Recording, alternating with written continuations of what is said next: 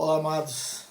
Começando essa série de estudos sobre a teologia e o cristianismo, eu vou iniciar comentando sobre a religiosidade, sobre religião, sobre as ações do sagrado, né, na sociedade, na comunidade, e que posteriormente, né, vieram a formar grupos de estudo que podemos chamar de igreja, de religião.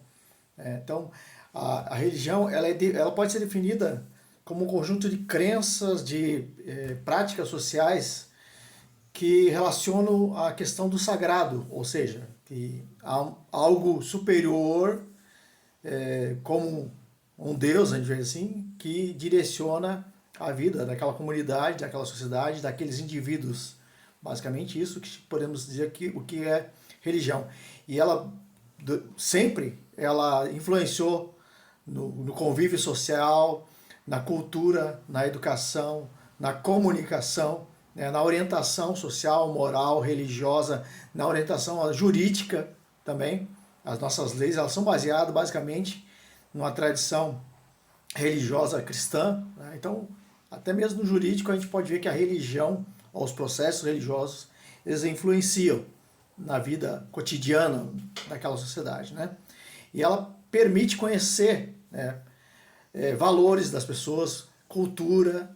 Nós podemos ver até mesmo a alimentação, a música, todo o processo social quando a gente começa a estudar a religião daquele grupo específico. Então, quando a gente vai em antropologia, a gente vai em história, a gente começa a ver detalhes ali, pontos ali religiosos que são sinais, né, de como aquela sociedade convivia, né, e como ela se conectava com o sagrado dela, com o processo religioso naquele momento histórico, naquele momento cultural, naquele local específico às vezes, né? Então isso é interessante a gente ver quando a gente estuda religião, né? Mesmo que muitos pensadores, principalmente da filosofia, eles tentaram anular o processo religioso, a religiosidade como fato, né, do momento do ser humano, nós vemos que não há como, né? A religião ela está intrinsecamente ligada ao pensamento humano, ao processo de valorização do homem como ser, como indivíduo, né?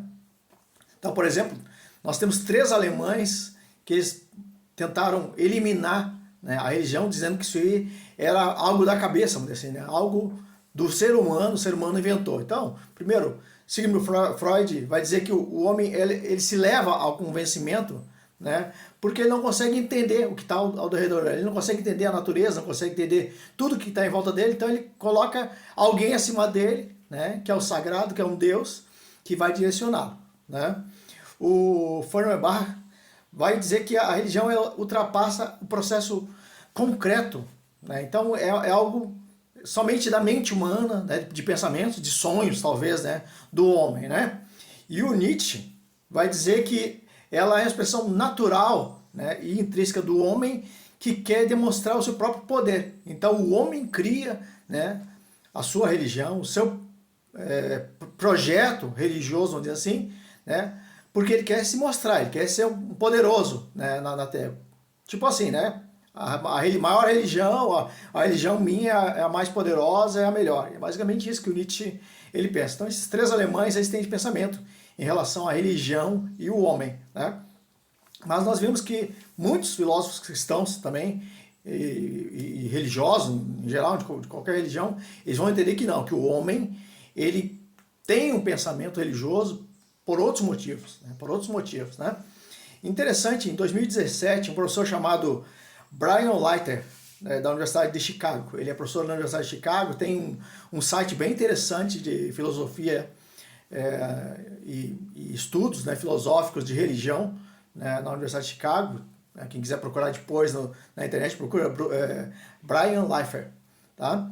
E ele fez uma pesquisa com os alunos dele, com conhecidos, né, da área da filosofia, disse assim, ó, para você, qual é o melhor filósofo, né, do Ocidente? Qual foi o melhor de todos os tempos, melhor filósofo do Ocidente?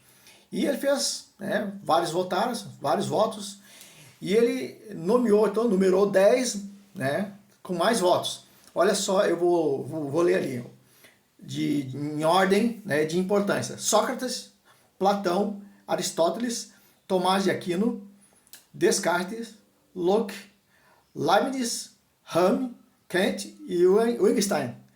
É interessante, né, que ele depois verificando, né, o processo de cada um, de várias épocas, pode ver que tem várias épocas aí, e ele notou que desses 10 principais, mais votados, 8 são teístas, 8 criam num Deus, né, independente de qual Deus, mas criam num Deus e entendi que Deus fazia com que o homem compreendesse o seu meio. Basicamente isso que ele entendeu, que esses 8, né? E 2 dele, né, que é o Hume e o Einstein, eles são ambíguos, ou seja, assim, ó, pode ser que tenha Deus, pode ser que não tenha, mas eu não sei definir no momento, né? Basicamente isso que ele colocou entre os deuses, esses dois, né? Que é o Hume e o Einstein. Tá, então, dos 10 mais votados, principais filósofos do Ocidente, então, 8 tinham um pensamento de um Deus, né? E que esse Deus era importante para a vida do homem, né? Da vida em sociedade, da vida comunitária ou da vida pessoal individual, né? Então, esses 8 elementos, são religiões variadas aí entre esses 8, mas, por exemplo, tem Tomás de Aquino, que inclusive um teólogo cristão. Tá? Então, a gente vê que a importância da religião na parte filosófica também, né? Na psicologia,